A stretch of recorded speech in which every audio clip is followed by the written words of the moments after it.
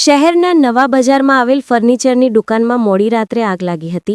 Fire બ્રિગેડની ટીમે ભારે જહેમત બાદ ત્રીજા માળે આગ પહોંચી તે પહેલા કાબૂમાં લીધી હતી।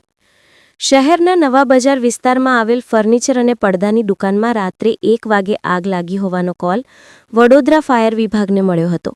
આગને લઈને ફાયર બ્રિગેડ અને પોલીસ ઘટના સ્થળે આવી પહોંચી હતી।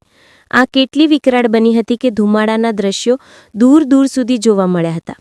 ઘટનામાં દુકાનના પહેલા માળે અને બીજા માળે રહેલ તમામ સામાન બળીને રાખ થયો હતો।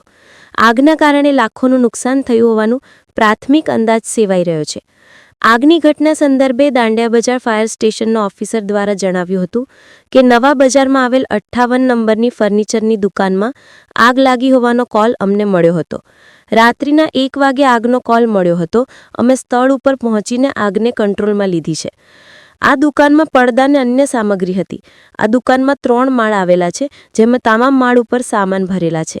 આગ બીજા માળ સુધી પહોંચી ગઈ હતી। વધુમાં જણાવ્યું હતું કે આ દુકાનમાં ફર્નિચર અને લાકડાની સામગ્રી હોવાથી આગ વધુ પ્રસરી હતી। નવા બજારની અંદર 58 નંબરની દુકાનમાં એક ફર્નિચરની દુકાન છે અને પડદા ને એવું બધું એમાં છે। એમાં આગ લાગી હતી લગભગ 1 વાગ્યાના આસપાસ આગ લાગેલી। એ આગ અત્યારે કાબૂમાં લઈ લીધેલી છે અને કુલિંગ પદ્ધતિ અત્યારે ચાલુ છે। કેટલું માલ સામાનને જાનહાની પહોંચી છે, કેવું લાગે? હવે જાનહાની તો કશું એમાં માલ તો છે જ, ફૂલ આખો ગોડાઉન ભરેલું છે। ત્રીજો માળ બી ભરેલો છે। હવે કેટલો નુકસાન થયું અમને જાણવા મળે નથી। આગ કેટલી સુધી ઉપર, કેટલા માળ? બે માળ સુધી આગ પહોંચી ગઈ હતી અને કાબૂમાં લઈ લીધેલી। અને આજુબાજુની દુકાનને જે આજુબાજુની દુકાનને બંને બચી ગઈ છે, અમને કોઈ જાનહાની છે નહીં।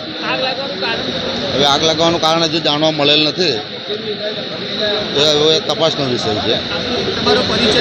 મારો પરિચય દાંડિયા બજાર fire station officer Pratap Damor.